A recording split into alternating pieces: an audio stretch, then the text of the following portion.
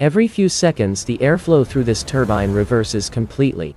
When a wave rises, air is pushed outward. When the wave retreats, air is drawn back in. Yet the turbine shaft never has to reverse.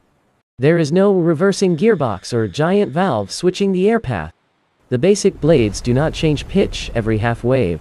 Both axial flow directions produce the same torque direction. The paradox comes from a small but crucial change in how the flow is viewed. A blade does not feel only the velocity of the air.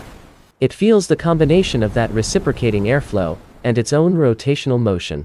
How can two opposite airflows produce torque in the same direction? And why does this elegant mechanism lose effectiveness when the sea becomes too energetic? A Wells turbine does not operate directly in seawater. It sits in the air path of an oscillating water column, or OWC. The hollow chamber opens to the ocean below the waterline. Seawater occupies the lower part. An air pocket above it connects to the atmosphere through the turbine. As a wave enters, the internal water level rises like a piston, compressing air outward through the rotor. As the wave retreats, water falls, chamber pressure drops, and outside air is drawn backward through the same rotor. A conventional turbine is normally optimized for one flow direction.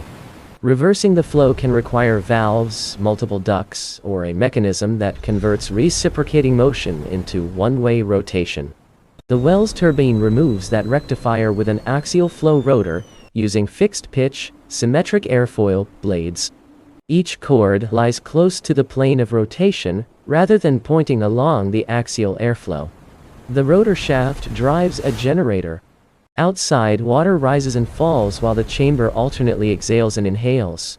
Inside, blade geometry converts both halves of the cycle into the same direction of rotation. To see how, we have to stand on a moving blade. Before lift is considered, the system already faces a highly irregular energy source. The ocean does not provide steady airflow. Wave period, speed, and amplitude continually change, so the same rotor must operate through weak cycles, strong cycles, and rapid transitions between them. Air velocity rises from nearly zero to a peak, falls to zero, then repeats in reverse. When the water surface changes direction, almost no air passes through the turbine, so rotor inertia carries it through. When airflow is weak, aerodynamic force and starting torque are small. But if airflow becomes too strong, the opposite problem appears. The angle at which the relative flow meets the blade increases. Beyond a limit, the flow can no longer remain attached to the airfoil. It separates, creates a large recirculating region, and the blade stalls. Stall can collapse torque when pneumatic power peaks and increase unsteady loading, noise, and fatigue. A rotor optimized for moderate waves can stall in larger ones, while a conservative rotor may produce too little torque in weak flow. Tip clearance adds another loss path as air leaks across the blade tip. A smaller gap can improve performance but tightens manufacturing and clearance requirements. This opens the central loop.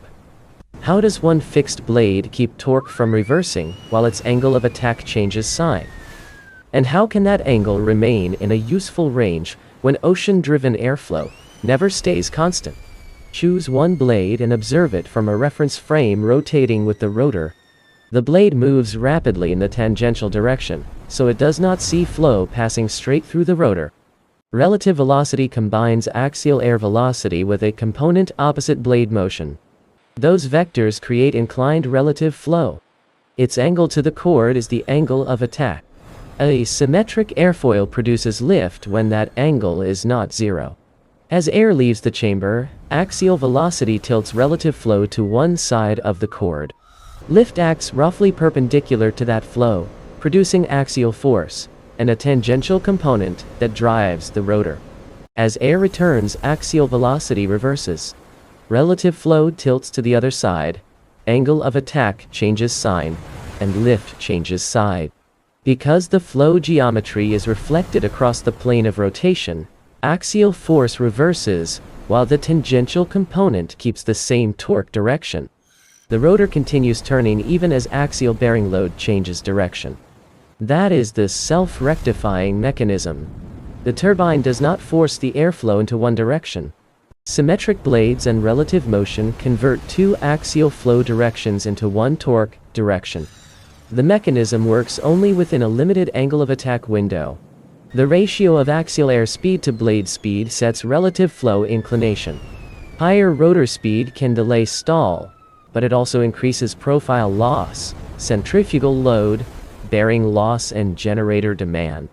Variable speed control can follow changing sea conditions. Guide vanes, multiple stages, or variable pitch can broaden the range, but add loss, mass, moving hardware, or control complexity.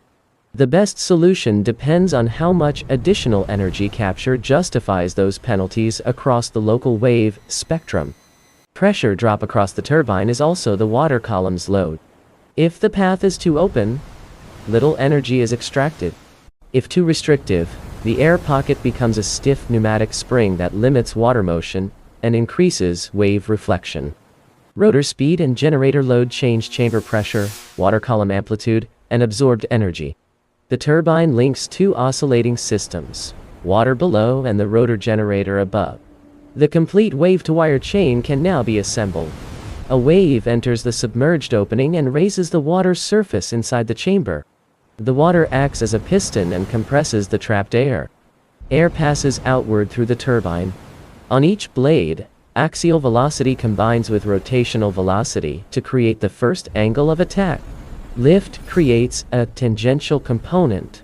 The rotor drives the generator, and electricity moves through the power conversion system. As the wave retreats, the water surface falls. Chamber pressure drops and atmospheric air passes backward through the rotor. Angle of attack changes sign. Axial force changes direction. But tangential torque remains in the same rotational direction. The generator does not need to reverse after every wave. Near both turning points, airflow approaches 0.I way. Rotor inertia and electrical control help the system cross this low torque interval, instead of demanding useful aerodynamic torque. At the instant, the flow vanishes. As airflow increases, the controller can alter generator load or target speed to keep the velocity ratio inside a useful range and delay stall. If angle of attack exceeds its limit, flow separates and torque falls. Rotor geometry, tip clearance, chamber volume, wave entry geometry, and control strategy must be selected together. A turbine optimized in steady flow does not guarantee a better OC at sea. OWC projects have tested Wells turbines at scale, including a 400 kilowatt turbo generator at the Pico pilot plant. The harder challenge remains working across a broad wave spectrum while limiting stall, fatigue, maintenance, and cost. A Wells turbine turns in one direction not because it blocks or redirects all airflow into one direction. A moving symmetric blade sees an inclined relative flow. When axial flow reverses, angle of attack and axial force reverse, but the torque-producing force component keeps the same direction. The water column turns waves into breathing air. The airfoil turns two breathing directions into one rotation direction. Rotor inertia bridges the two half cycles, while speed control tries to keep the blades away from stall. The elegance of the Wells turbine lies in removing a mechanical rectifier. Its limit comes from the same simplicity. One fixed blade must work from nearly zero flow to the random peaks created by the ocean.